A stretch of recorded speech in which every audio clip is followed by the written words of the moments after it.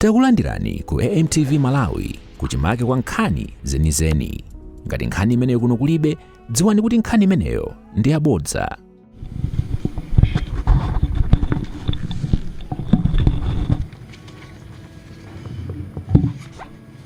Thank you so very much.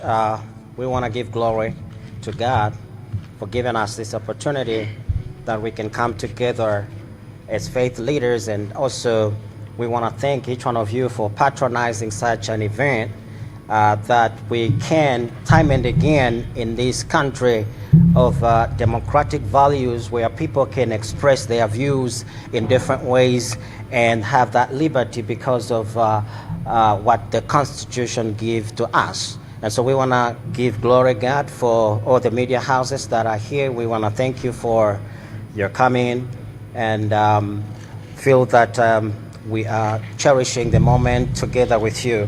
And all the faith leaders that are here, we want to give glory because you are here. And just like you have heard, we are just concerned leaders in Malawi. And I heard in the preamble when our fellow from Zodiac were giving us some introductions, they talked about the report, the land clash, and everything that happened. And they also alluded to the fact that some of the faith leaders also did a mention of that in other services and talked about that. And we believe that in a democratic country like this one, having everybody having their own views and they can express their views, first and foremost, we want to foster the peace, the spirit of peace, that each one of us can live in harmony as a nation. And if we are going to argue, let's argue on principle and ideas, and not attacking individuals and discrediting anybody else, but rather than restricting ourselves to the democratic values and be able to build our nation.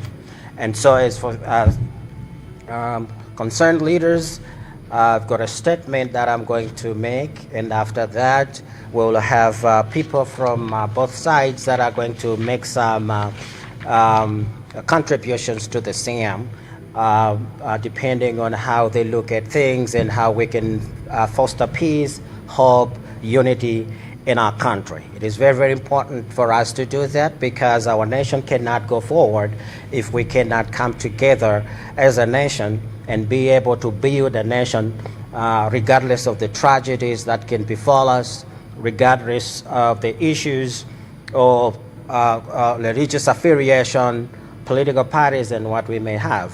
At some point in time like this, we need to come together as the faith leaders and give a direction to the nation, to the government, and the direction that is going to build our nation. And so we are going to give a statement from the concerned faith leaders on remarks that have been just given in one of our congregations, especially in Blantyre. And so this is what we're going just to give, and then thereafter give what we think it's the right for us to do. And so as the concerned faith leaders, we want to express our gratitude, but also at some point in time a concern, especially as we are responding to the recent remarks that have been made, and we have seen them all over in the papers. Both papers are alluding to that fact. That means it's a public domain that everybody can articulate on that, can give ideas and what they have. And so that's what we want to do. And this happened by our renowned Archbishop Msusa, who also is a well-known figure in our nation that we respect so much. We deeply respect Archbishop for the contributions that he has been making and he is continuing making in our country, in as far as Malawi is concerned, but also as other churches and religious organizations are concerned here in Malawi. And the fabric of our nation is going to be torn or is going to be maintained with all sectors of life, religious, political, economic, and all of us.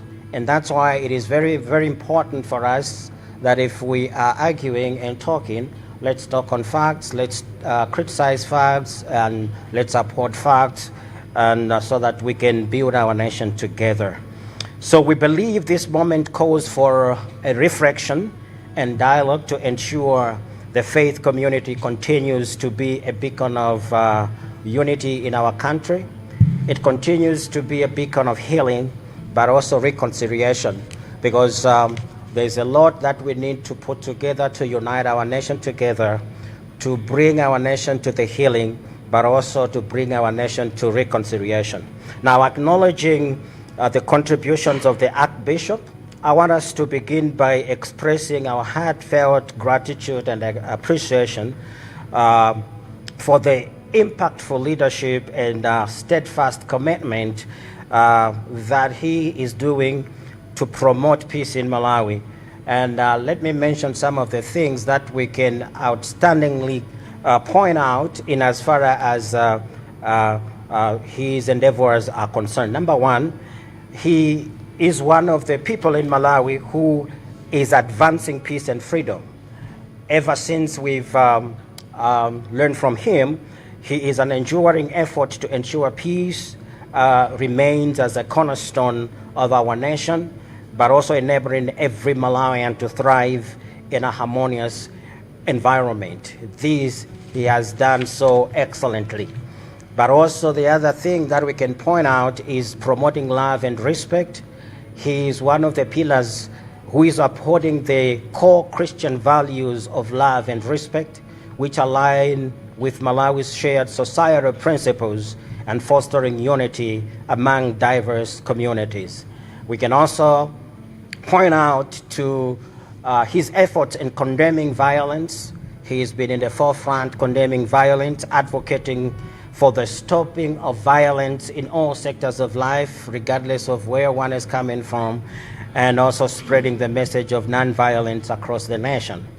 And also discouraging disruptive demonstrations when it comes to the political arena, because as a matter of fact, we cannot exclude the church from politics, much as we say that the church should be that side and the politics should be that side. But we as faith leaders are in the forefront directing people how best they can build our nation. So he's one of the people that has been discouraging disruptive demonstrations, preventing demonstrations that are violent in nature and all those kind of things. But he's also one of the people who upholds the rule of law, safeguarding justice and equality by rebuking instances where individuals or groups attempt to take the law in their own hands.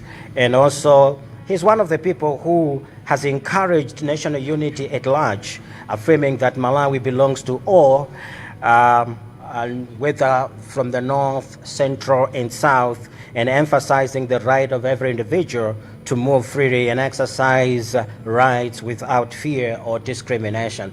These are some of the things that we can point out that we are learning from him and from other faith leaders, and as far as building up our nation is concerned. But what is our concern after we have looked at all the positives and the things that we are learning from him? While we honor these commendable efforts, we believe that Archbishop's recent remarks somehow fall short of both the values he has stood for throughout his ministry. The values that we've talked about, non-discriminatory, the values that we have talked about, ministry, propagating peace and promotion, proper and responsible discharge of faith leaders' functions. The recent remarks undermines the same that he has been upholding. As a consequence, we also believe his recent remarks risk undermining the unity which is being fostered in our country, but also undermines the peace that is being fostered in the country but also undermines the reconciliation, because these are the core things that we're looking for as a nation: to reconcile where we did not do well to each other, to bring peace and unity in our country, regardless of religion, regardless of political affiliation, regardless where one is coming from. Urgently, Malawi is at a verge of looking forward to people that are going to bring peace and unity in whatever we are speaking, we are talking. And so how could this undermine the peace? How could this undermine the tranquility and the unity and the reconciliation that needs to take place?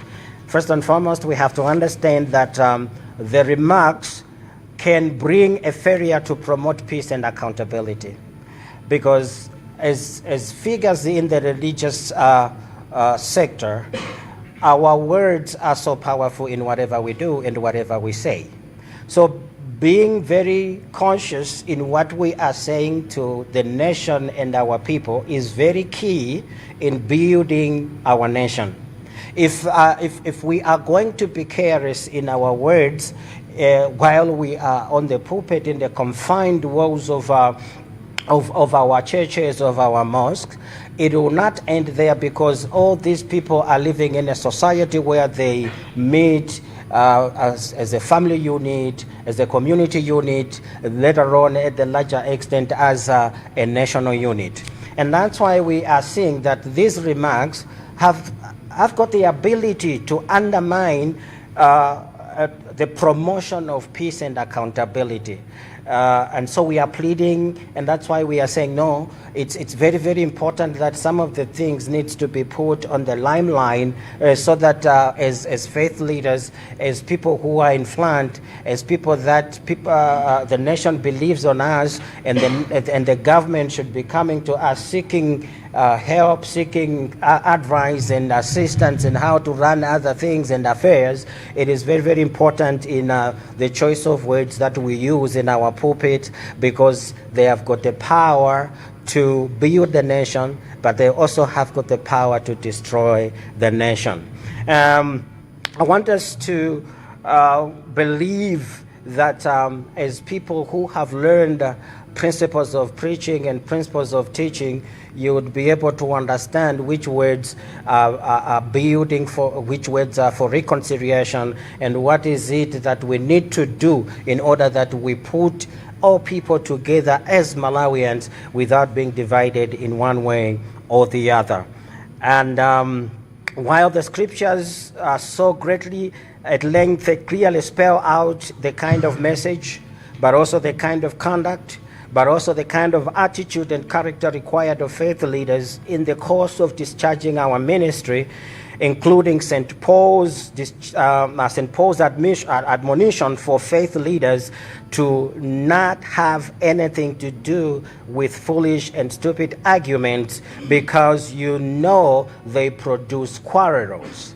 You know, when we produce words that are not in tandem with what is supposed to be done, at the end of the day, the nation is going to be at break. And the Lord's servants must not be quarrelsome, but must be kind to everyone, able to teach, and not resentful. And this is according to 2 Timothy chapter 2, 23 to 24. So we believe that the bishop's remarks have fallen short of this mandate, thus undermining the collective responsibility that we as faith leaders have to speak only what builds people's holistically, spiritually, economically, and otherwise. Not what puffs people up with resentment and pride, inciting them to do things that are not in tandem with building the nation. Additionally, since the bishop is a national figure, his approach failed to reflect the moral and civic duty he has to contribute to and sustain the national unity and peace. And number two, we are saying the remarks risk of division within the nation as well as in the faith communities. The timing and content of the bishop's statement risk sowing unnecessary division within the faith community and the nation at large. It is important to acknowledge that the Commission of Inquiry, for example, into the tragic accident that claimed the lives, for example, of the late Vice President, Dr. Sauls Chilima, and the other 8 people that were also affected. It was a commission that was instituted because we Malawians wanted it to be constituted. We cried for it, and the leadership of the nation instituted a commission of inquiry. If the leadership of the nation instituted the commission of inquiry, I am very much pretty sure that the leadership of the nation can be validated both spiritually as well as intellectually. Meaning to say, the people that were being chosen to be part and parcel of the commission of an inquiry, they were skilled people in one way or the other. There were lawyers and legal experts. There were traditional leaders that we do respect in our nation. There were religious leaders that we respect in our nation. In other words, when faith leaders come in a podium like that one and discredit what is in a report, we are undermining the credibility of the leadership that instituted the Commission of Inquiry, of which we are mandated to, but not in a public podium. We can find means and ways of doing the same, because we are mandated to do that. We are mandated to invite the people in leadership in whatever way, because we have the capacity to do that. And so we are saying that if the Archbishop had concerns about the Commission's finding, we believe he should have respectively raised those concerns, either directly with the Commission when he had opportunity, and he still has opportunity for that, out of respect for the fact that the members of the Commission are esteemed professionals, just like we have alluded to. We had technocrats in there, we had tradition leaders in there, we had faith leaders in there with different skills being instituted by the leadership of the land. And the leadership of the land was responding to the cry of the people by saying we need a commission of inquiry that needs to be instituted, addressing the matter publicly and from the pulpit, where those he is accusing have no opportunity to respond, and where none of the Catholic bishops and members who hold different views can express their opposition to what is clearly his personal opinion, risk the public's trust in our nation process of coming to terms with the findings of the commission, and also the credibility of all religious leaders that were involved in that particular commission, and the wisdom of the bereaved families as well for calling for the independent commission of inquiry, all of which can in turn leave the nation with no defense from the church against division and discord at a time when the nation needs it most. And number 3, we are seeing that there is a missed opportunity to provide healing and hope. We were at a trajectory whereby the nation was going or is going to a healing process. And lo and behold, while we are on the trajectory of a healing process, and then we are coming back and say there are evidences that needs to come out,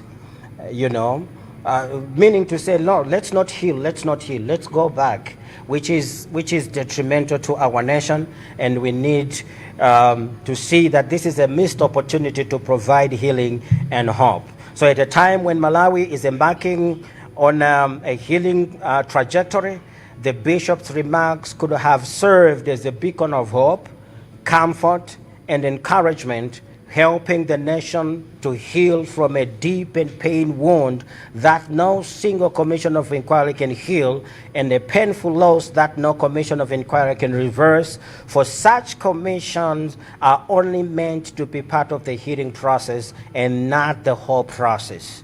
For there are other aspects of national healing that must come from duty bearers like Archbishop Msusa himself and all faith leaders themselves, including the responsibility to shepherd the nation towards accepting and grieving our nation laws. Instead, the Archbishop missed the opportunity to do this as part in the healing process by detracting from the collective progress being made toward reconciliation and peace. The late Vice President was a national figure whose tragic death deeply affected all Malawians, regardless of political, regardless of social or religious affiliation, and even deeply affected some members of the Commission of Inquiry who knew and loved him personally. As such, national tragedies demand responses from faith leaders that transcend individual or denominational interests, focusing on collective healing that comes from understanding that we have suffered the loss together and must grieve that loss and heal from it together, not statements that unduly and unfairly presume to portray ourselves as grieving genuinely and others are not grieving at all. And number 4, acknowledging the work of the Commission of Inquiry is very, very important. We commend the Commission of Inquiry for their transparency, professionalism, and accountability. The Commission provided an open platform, inviting anyone with information regarding the accident to come forward. With this inclusivity demonstrates commitment to uncovering the truth.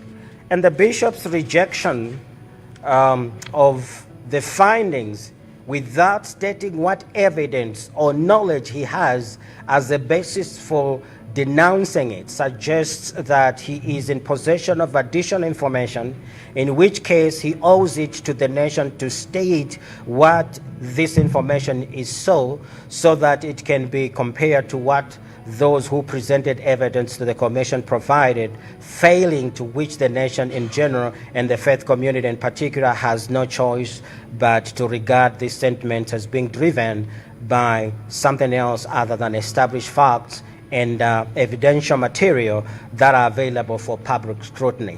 After all, the fact that the bishop did not dismiss or reject the credibility of the Commission of Inquiry when it was appointed means that even he himself accepted that members were high-level professionals and technocrats with integrity and expertise required for such a sensitive task, and so it cannot be in good faith that he dismisses it credibly now, simply because its findings do not suit his preconceived and unsubstantiated notions about the accident. In fact, it cannot even be claimed that the Commission of Inquiry did not conduct its work independently or without political interference. For all of us as a nation are aware the commendable, exemplary, and unprecedented decision by His Excellency the President to demonstrate profound transparency by releasing the Commission's report to the public before receiving it himself. This act of openness showed his readiness to bear any accountability and gave the nation confidence in the credibility of the findings. In fact, Bishop Msusa believes there are anomalies or errors in this report. We urge him to present his evidence openly. What we cannot accept or condone is the disruption of national peace through statements that distract us all from the process of truth and reconciliation and fuel unnecessary discord. Now, we need to separate the church and politics. As faith leaders, we urge Archbishop Msusa to recognize the critical need to separate matters of the church from politics. The church is a place of refuge, peace, and spiritual restoration. While politics operates in different spheres, marked by contest and conflict, we must avoid using the pulpit to make statements that advance political agendas and risk bringing confusion in our nation. Faith leaders must instead focus on preserving the sanity and peace of Malawi and guiding its people toward reconciliation and unity.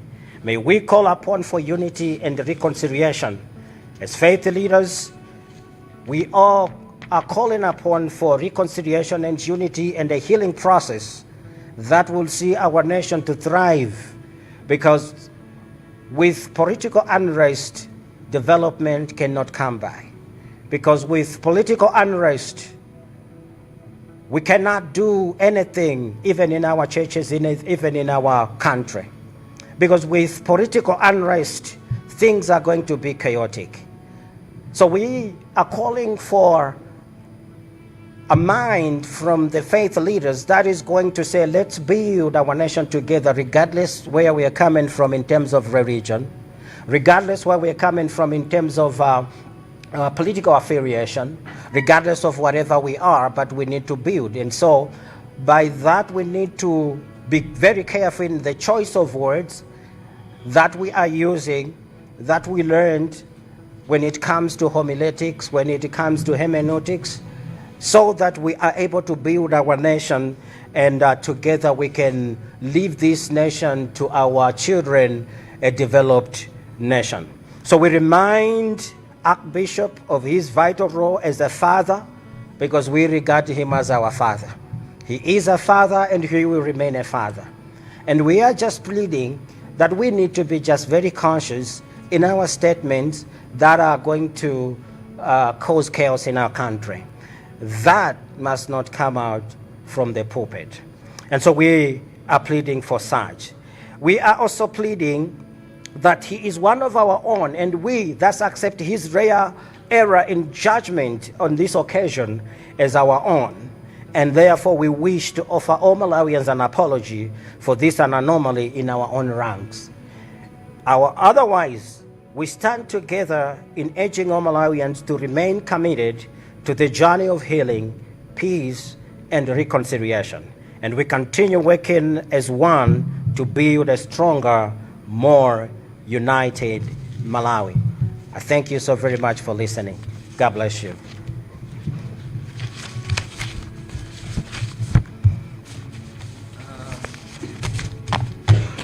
Thank you very much, Dr. Koma, for the wonderful speech that you have given to us. At this juncture, I want us to ask Apostle H.J. Chigona Maluche for a comment. Thank you very much. My comment on the report and on the speech Doctor has written is to thank the Catholics that we would like to acknowledge the significant impact and influence the Catholic Church has had on the development of this nation and its unwavering commitment to promote peace in Malawi. The Catholic Church has consistently stood as a beacon of peace and has partnered effectively with the government on various projects and matters of national development. Even during the times of tragedy, the Catholic has demonstrated exemplary leadership. Following such events, the Church has provided wisdom and counsel and extended solidarity to His Excellency and the nation as a whole, offering support that reflects its deep commitment on unity and progress. We are here to recognize and appreciate these efforts, acknowledging the vital role the Catholic Church has played in shaping our nation's journey towards peace and development. Thank you very much. You can clap hands for that.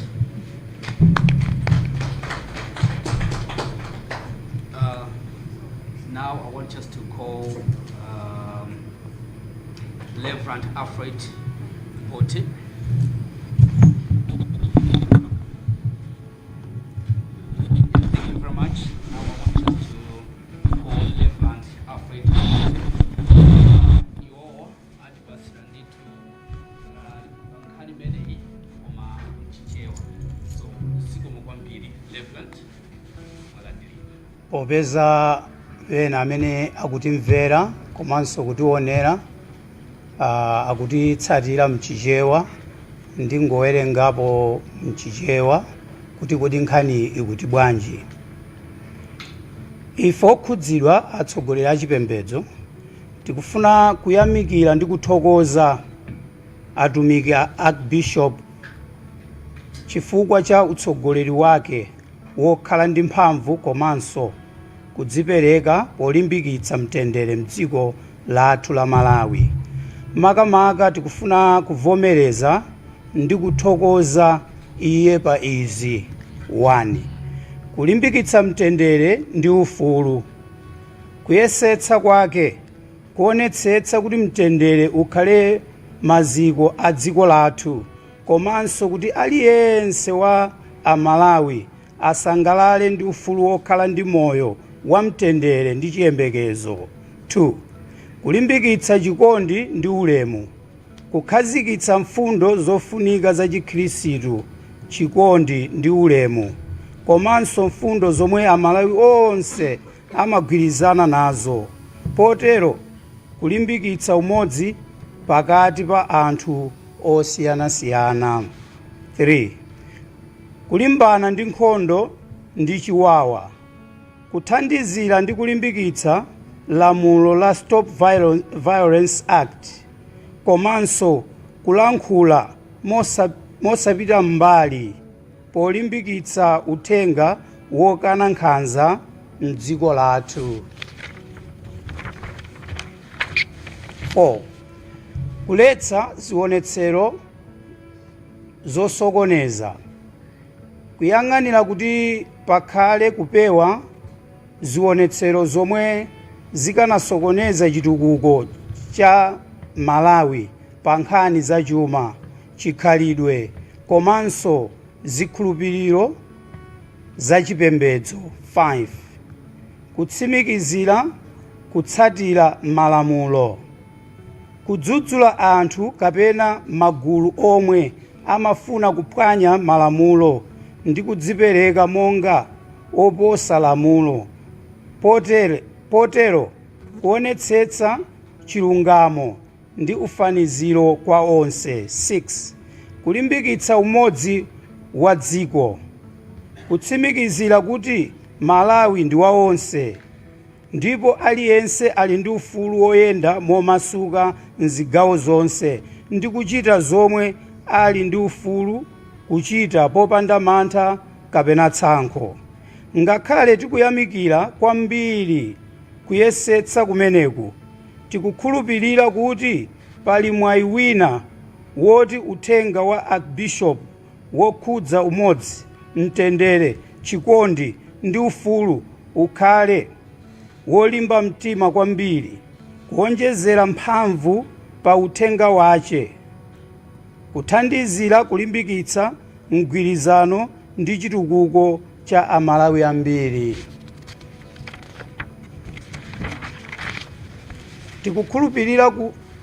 Tikukhulupirira ndi kuthandizira kuyesetsa kwa Archbishop popitiriza kutsogolera dziko lino mwanzeru ndi chisomo ndi kulimbikitsa tsogolo labwino kwa onse. Mawu ochokera kwa atsogoleri a chipembedzo okhudzidwa pa zonena za Archbishop Msusa pa nkhani za dziko. Ife atsogoleri a chipembedzo okhudzidwa tikuona kuti ndikofunikira kuyankhulapo pa zonena zomwe Archbishop Msusa wa Tchalichi cha Chikatolika ananena pa utumiki wake ku Blantyre dzulo. Ngakhale timalemekeza udindo wake ngati mtsogoleri wa uzimu, tikukhulupirira kuti mawu ake sanakwaniritse udindo wawo womwe anapatsidwa atsogoleri achipembedzo, m'malo moti akhazikitse mtendere, mgwirizano ndi kuyanjana komwe dziko la Malawi likufunira kwambiri pa nthawi yovutayi. Mawu ake akhoza kulimbikitsa mikangano yosafunika. 1. Kusakwaniritsa udindo okhazikitsa mtendere ndi kuongolera. Udindo wa atsogoleri achipembedzo ndi kubweretsa bata, mtendere ndi machiritso mdziko, makamaka nthawi ya mavuto. Zonena za Archbishop Msusa sizinakwaniritse udindowu, koma zikuonetsa kulephera kwa atsogoleri achipembedzo pa nkhani yoonetsetsa kuti anthu akhala ogwirizana, komanso kuti dziko likhale lolimba mtima ndi lokhazikika.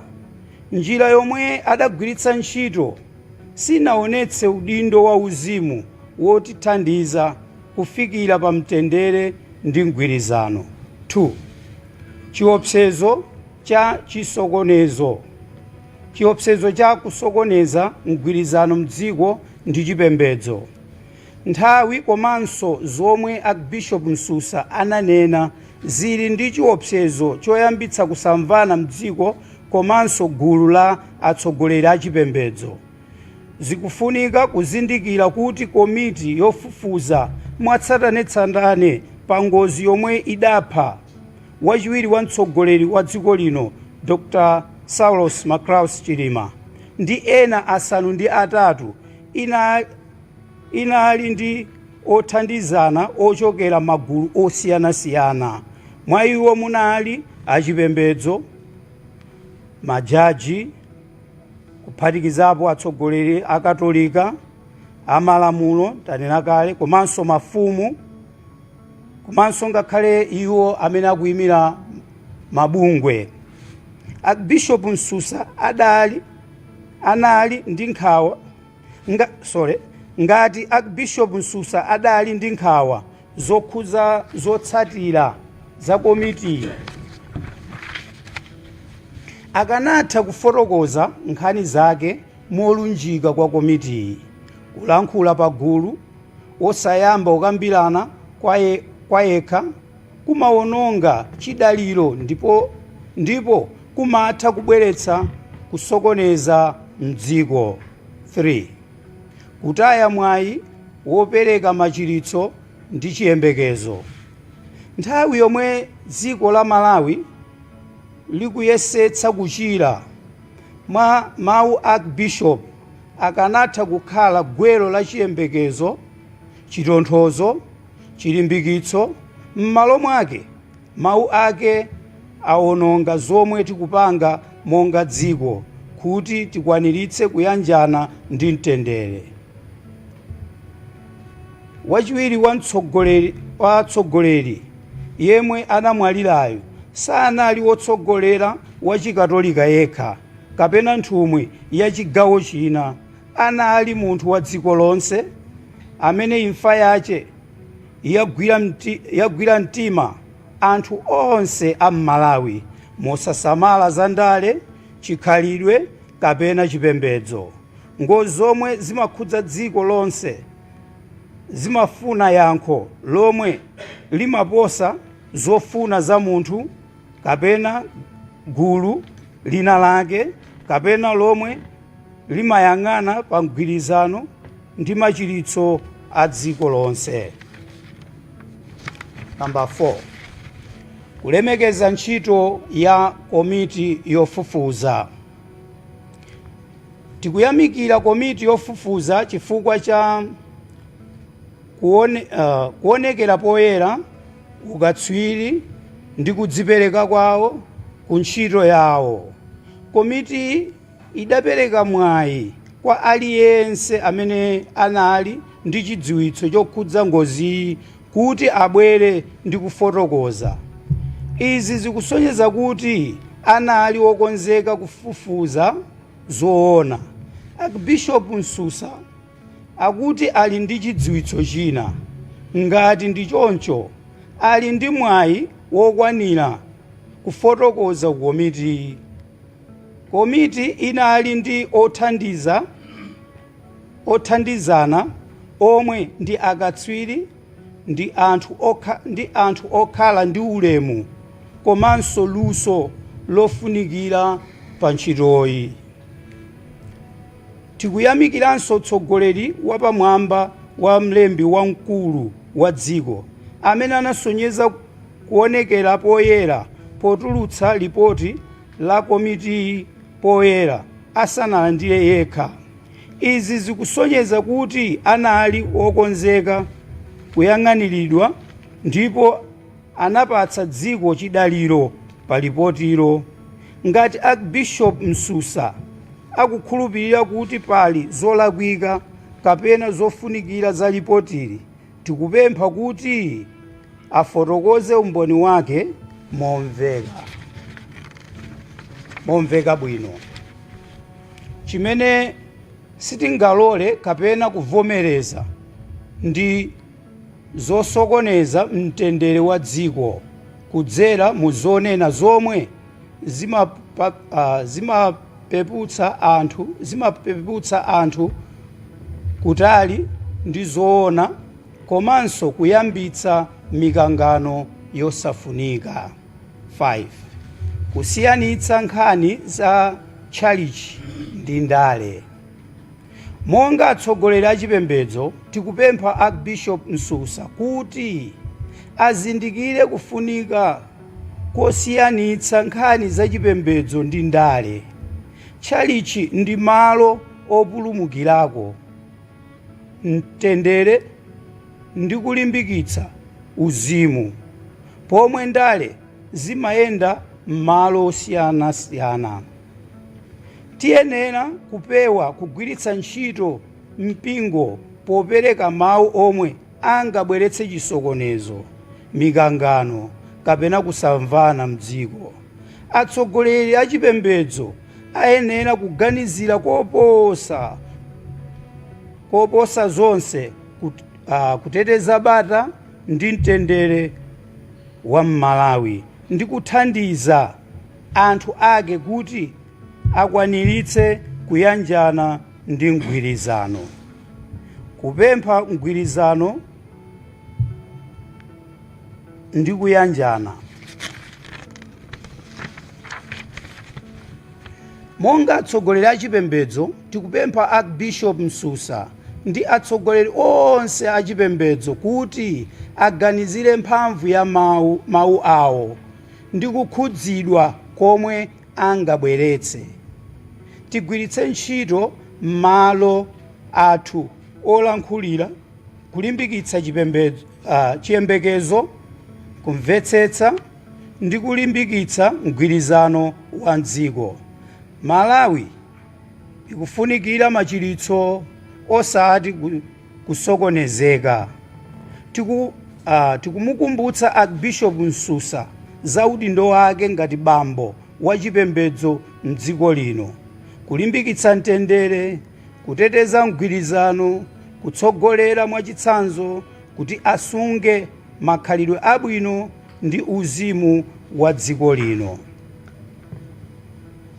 Tikumaliza potero tikulimbikitsa anthu onse a Malawi kuti apitirize kudzipereka pa ulendo wa machiritso, mtendere ndi kuyanjana. Tigwire ntchito limodzi kuti timange Malawi wolimba komanso wogwirizana.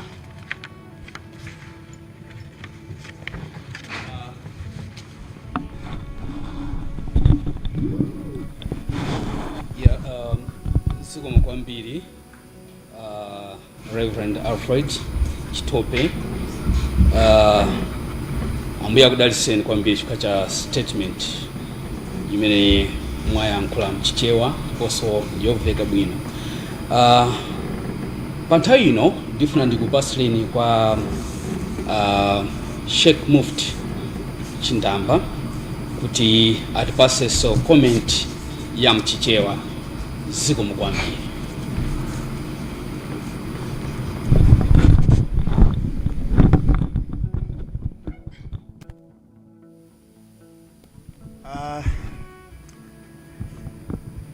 choyambirira tithokoze atolankhani onse afika malo ano komanso azipembedzo tonse tafika malo ano. Ndemanga zanga zili motere. Choyambirira dziko lino la Malawi limakhulupirira kwambiri mbusa komanso bishop komanso shekhe potengera kuti ndi udindo umene uli waukulu pamaso pa Mulungu kuposa maudindo onse. Zimene zimayankhulidwa ndi bishop anthu aja amachitenga kuti ndi choona. Zimene zimalankhulidwa ndi shekhe amazitenga kuti ndi zoona. Ndipo mkatikati mwa liwu lililonse limene wayankhula shekhe kapena mtumiki wa Mulungu, chimenecho anthu amachisunga kusiyana ndi anthu amene ali andale. Nde ngati ife azipembedzo kapena kuti azisogoleri azipembedzo amene tikusogolera mipingo yonse tiyenera choyambirira tisamalise. Chifukwa ndi zinthu zimene zingayambise chisokonezo nziko, chifukwa ndi anthu amene anatikhulupirira chifukwa cha mzimu wathu umalumikizana kwambiri ndi Mulungu. Koma pambuyo pamene tili ifeyo azipembedzo, pamene tili azitumiki a Mulungu, sitili ndi mphamvu yayikulu yoposa Mulungu. Chifukwa mphamvu yayikulu ili ndi Mulungu. Mulungu mu Qur'ani akunena kuti Allahu ya'lamu ma fi suduri. Mulungu amaziwa zimene zili mu mtima mwa munthu. Pomwe bishop sangaziwe zimene zili mu mtima mwa munthu, shekhe sangaziwe zimene zili mu mtima mwa munthu, pastor sangaziwe zimene zili mu mtima mwa munthu. Udindo wina umafunika kumusiyira Mulungu. Musapereke chinthu chimene inuwe mulibe umboni. Ndi chifukwa chake Qur'ani hadithi imanena kuti iyakum wa dhanna fa inna dhanna akdhabul hadithi. Upewe kuganizira, kungoganizira chinthu kuti izizi sindikugwirizana nazo ulibe munthu we umboni. Nde timapempha bishop athu olemekezeka amene sakuvomereza zinthu zina zimene zapangidwa kafukufuku kale mbuyomu. Opanga kafukufukuyo sanapange munthu mmodzi. Munali gulu lama lawyer, ma bishop anali mommo, ma olemekezeka osiyana ogwira ntchito zosiyana ngakhale mafumu amene anali mommo. Kulongosola mmene iwo azionera koma umboni wina uli ndi Mulungu. Pamene umboni wina uli ndi Mulungu, tikupempha kuti azinenere a Mulungu tisazipangenso kukhala Mulungu. Omasusa zinthu zina zimene zinazo akaweruza Mulungu mwini wake mmene zinayendera. Pa Lipoti lija limamveka kunena kuti ndege ija inapangidwa hayala ndi ofesi ya wachiwiri wa mulangizi wa president. Ndiganiza kuti umboni unaperekedwa omveka kunena kuti kusonyeza kuti ofesi imene inagwira ntchito yonena kuti ndege imene ija inyamuke. Timamva Lipoti lija molimvesesa bwinobwino. Komanso aja inyaka ndege anapereka Lipoti lina. Nde ineyo ndikudabwa azisogolera a Mulungu amene tikumazitchano sopano kumabwera poyera kuti tizipanga judgment ngati unetafikano pa Mulungu. Izizi tiyeni ziko lino tilikhazikise likhale labata. Chifukwa ifeyo ntchito ya azitumika a Mulungu tili ndi malireso osamfikiraso Mulungu. Tikhazikise bata chifukwa mawu amene timayankhula azabweresa chisokonezo mziko potengera kuti azitumika a Mulungu ndi amene amamveda kwambiri kusiyana ndi munthu aliyense. Pempho langa linalilonena kuti ngati tikuyima pa gome tiyeni tipange za gomeyo tisapange zinthu zimene tizioneka ngati kuti tigawanise mtundu, chifukwa mpingo muli monse muli anthu azipani zosiyanasiyana, palibe mpingo umene umalozera ku chipani chimodzi. Dziko lino tipemphe kuti likhale ndi mtendere. Mulungu akudaliseni.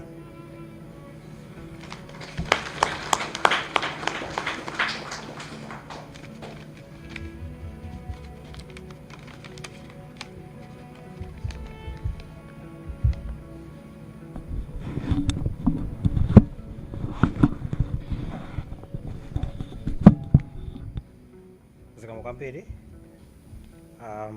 nkuteka mwina pale mafusa awiri atatu, then we call it a day. Yes. Ndine Winston Kaimbira kuchoka ku Zodiac Broadcasting Station. Poyamba funso langa atsogoleri muli apa ndila kuti mwina amene matsogolera makamaka simunatifotokozere kuti mwachokera mipingo iti, komanso mwina ku mipingoko zomwe munenazi ndi zomwe amvana amene mumatsogolera akhristu osiyanasiyana kayanso anzathu achisilamu kuti amvana kuti zimenezi ndi zomwe tikufuna kuti mukanene kwa Malawi nzakuti mwamvana kumeneko ku mipingo yanu. Komanso mwina kodi Archbishop Msusa mwayankhula nawo kuti mwina mumve pa zomwe anayankhulazi. Funso lomaliza, mufuna pachitike chiyani kaya Archbishop apange chiyani chokhudzana ndi nkhani imeneyi, chifukwa mwangotifotokozera mwina maganizo anu koma simunakambe kuti kodi tsogolo lake likhale motani. Zikomo kwambiri.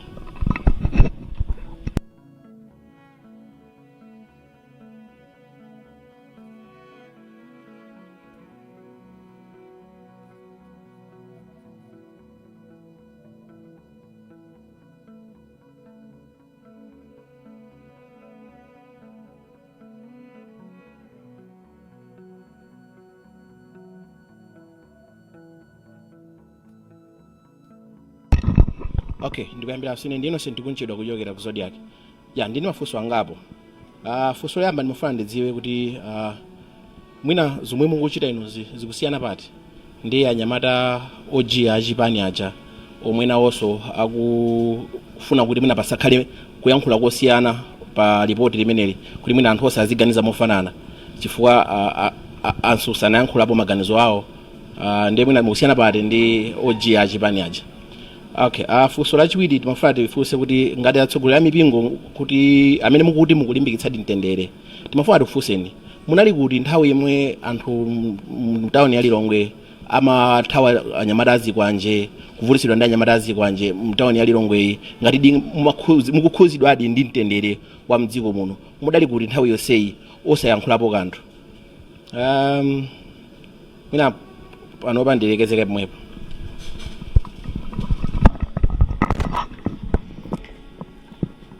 Zikomo kwambiri. Ine dzina langa ndine Brenda Kaya kuchokera ku Times. Mwayankhulapo kuti Msusa alowetsa ndale pa nkhani. Ife tikhulupirira bwanji kuti inu simunatumidwe ndi ndale kukhudza nkhani, komanso munanena zono kuti Msusa ayankhula zosemphana ndi chipembedzo. Tinene kuti inuyo ndi zipembedzo zina mukusemphana pa nkhaniyi, muli magulu awiri osiyana. Zikomo kwambiri. Tiyankha mafunso atatu amenewo kenako timalizira pamenepo.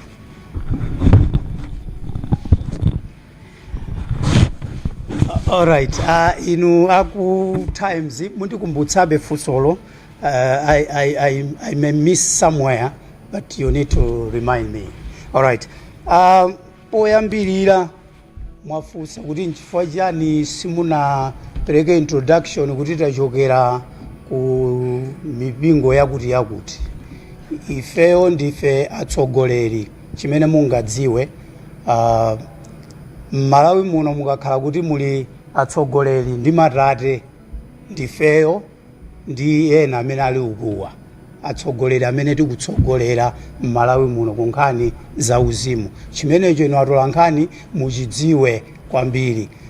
sinapereke introduction kuti ine ndachokera kumpingo wakuti ndachokera kumpingo wakuti zimenezo musadandaule nazo mungodziwa kuti amene wandatsogolere ndipo tikafika kumbali ya chipembedzo ngati kuli anthu amene amalemekezedwa ndi kupatsidwa ulemu anthu ake ndi amene tili munofe ena ali kunjako sanabwere pa zifukwa zina koma mudziwe kuti anthu ake ndifeyo. China chimene mungadziwe nchakuti ngozi ija itachitika mwina enanu simukudziwa ngozi ija itachitika munthu amene anachita mwambo kumotchale send off kumotchale mmodzi mwa maliro aja nali ineyo amene nachita mwambo maliro aja a clinician dokotala uja amene anachita mwambo kumotchale send off nali ine mwina enanu simukudziwa. Komanso kunyumba amene anachita mwambo kuti adzipita kumudzi send off amene anapanga mwambo onse kunyamula kupita kumudzi ndinali ineyo mwina enanu simukudziwa mungoti anthu amene a Georgia aja iye asife ojiya. Imveke bwino ino atola nkhani muitsate bwinobwino nkhani imene mudziwe kuti sife anthu ojiya. If you can replay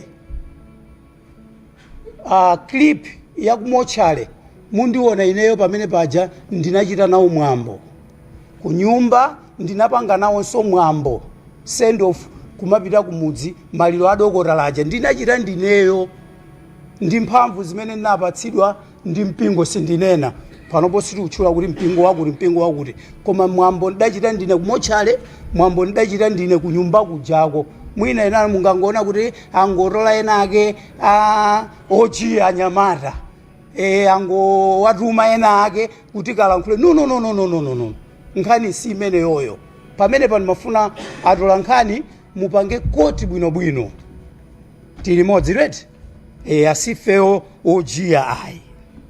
Kodi archbishop mwalankhulana nawo ifeyo sitinalankhulane nawo koma kuti popeza uthengawo iwo analankhula pakapasite monga munthu wachipembedzo tinaonanso kuti mtsogoleri nzathu wachipembedzo ndi munthu singelo ndi munthu naye ali ndi element ya uzimu komanso timavomereza kuti akhoza kulakwitsa pena pake because ndi munthu singelo ayi. So tinaona kuti walankhulira pagulu ifeso tilankhulira pagulu adakalankhulira kumbali ifeso tidakapita kuchani kumbali. So zidakadzetsa chisokonezo zili ndi kuthekera kubweretsa chisokonezo kuti popeza walankhula ndi mtsogoleri wa chipembedzo ndikuti atsogoleri onse achipembedzo ndimene amakhalira ndimene akuyendera ndikuti ripoti yo sanagwirizane nayo ndikuti no mmene anenera ashehe anena kuti anthu amene anali mu ripoti achi they are credible. Muli majaji mmene muchi muli mafumu mmene muchi muli human rights mmene muchi anthu akuluakulu monsinyo ine ndimapanga kafukufuku mmawa uno monsinyo Tawale si munthu wamasewerayi monsinyo if you can do a research monsinyo si munthu amene anali mu inquiry muja si munthu wamasewerayi monsinyo ndi munthu amene amayimira bishop amatha kuntuma kuti kachiteza kuti so ife sanyamata ojiya munali kuti anyamata azikwanji nkhani imene ili pano si nkhani ya dzikwanje yayi nkhani imene ili pano ndi nkhani imene yalankhulidwa pa public imene ikhoza ili ndi kuthekera kuti kutilekanitsa ife azipembedzo kuti awo akhale mbaliyo awo akhale mbaliyo ndiye nkhani ili pano osati ya dzikwanje. Ngati pangabwere ya dzikwanje tidzakuitananinso atola nkhani kuti tabwerani tikufuna tikambe ya dzikwanje. But our main focus today ndiya kulankhula kwa mmodzi mwa ife Bishop Msusa. chilipo chimene ndayiwala funso lanu layankhidwa. Yes. kuti ndekuti azipembedzo mukusemphana pa nkhani yokhudza lipoti imene linatuluka kuti akatholika agawikana komanso inunso achipembedzo ena mwagawikana. Kodi tikusemphana ife achipembedzo kuti akatolika ali mbali yawo enawo ali mbali yawo? Ayi, sitikusemphana. Koma mujendanenera kuti mukapasite ya umunthu muli element ya uzimu, muli element ya thupi. Sometimes mwina polankhula munthu ineyo zinandichitikira ndine mlaliki koma wa nthawi yayitali. Mwina polalika ukaona audience nthawi zina pa Chingerezi timati you become too emotional. Chichewa chake tingati chani doctor? Poona anthu mene alili umadzatha kulankhula zina zosiyana zimene unakonzekera zinkondwa kuti apotere ndi munthu tikuvomereza umunthu wawo kuti pena akhoza kulowera mbali ina mwina popeza ndi munthu nawo koma sizinayenera kutero ayi koma sitikusiyana. Ndifuna kungoonjezera pa zimene anena anzathuwa pa mafunso amene anafunsidwawo mwachidule kuti poyamba munafunsa kuti nchifukwa chani simudayike introduction ya mipingo imene mukuchokera. Ili ndi gulu la anthu okhulupirira osati mipingo. Nchifukwa chake tikafika mgulu limeneli timatuluka mmipingo mwathu nkulowa mgulu la anthu okhulupirira. Ndiye sichanzeru kuti tizikatchula dzina la mpingo wathu ngati tili gulu la mpingo wathu. Nchifukwa chake sidayike introduction ya kumipingo kwathu tili mgulu la anthu okhulupirira. Mukusiyana bwanji ndanyamataja ojiya waja ife tikusiyana ko basa nyamata ojiya sirudzo kuti zimene amatsatira nzotani koma zimene limatsatira ife nzobweretsa mtendere komanso upoza mawala amene anthu ali nawo. Monga pa nkhani imene inatikhudza kuno ku Malawi imene idakhudzanso dziko lapansi, nkhani ya maliro, nkhani ya ngozi, nkhani imene ija inakhudza dziko lapansi. Ndiye ifenso ndamodzi mwa anthu okhudzidwa oti awa archbishopuwa ife sitilinawo nkhondo iyayi, tilinawo pa mtendere kungoti timangofuna kukonza kuti tikamalankhula pagulu tizidziwa kuti tulankhula mawu otani malo otani, chifukwa zolankhula zathu zikhale zopoza mawala kuonjezera kupoza mawala amene tili nawo. Chifukwa ngozi zimene zija anthu amene tidaluza nayini ni ngozi yopweteka kwa munthu wina aliyesa anilesa atakhala wina mfiti mwina singampweteke koma anthu amene adabadwa kwa umunthu ili ndi ululu ochuluka mkati mwake. Ndipo chifukwa chimenechi nkhani zimene tikuyang'ana zimene zikhoza kupoza ululu umenewu mkati mwathu. Ndiye ngati tikuyang'ana nkhani zopoza ululu umenewu ndiye wina abweretse nkhani yowonjezeranso kumakanda m'mabala amenemo tikuona kuti munthu amene kunalifunika ndithu kumlankhula mapadera kuti chimene musakandanso m'mabala wanthu. Chifukwa tiyamikire mtsogoleri wa dziko lino amene adapereka ufulu kwa wina aliyense kuti kasuda itanidwe koma ngati uli numboni ukhoza upita ukapereka. Ndiye awa bishopu wa malankhulidwe awo amalankhula ngati ali numboni wina odziwika bwino umene wadaona ndi maso kapena polankhula pawo. Ndiye timafuna kuti iwowa akadati akalankhule bwino anendera kupita ku gulu lija nkuwaluza kuti inenso ninkaumboni yaka onjezerani mlipoti. Usiyana kuti gulu lapereka lawerengedwa anthu mabala yamba kupola yonkuyimiriranso kuyamba kukanda anthu mabala. So zimenezo zimene mafuna ndionjezere ziko. Thank you very much for all the questions that you have asked us. Osayiwala kupanga subscribe ku channel ya AMTV Malawi.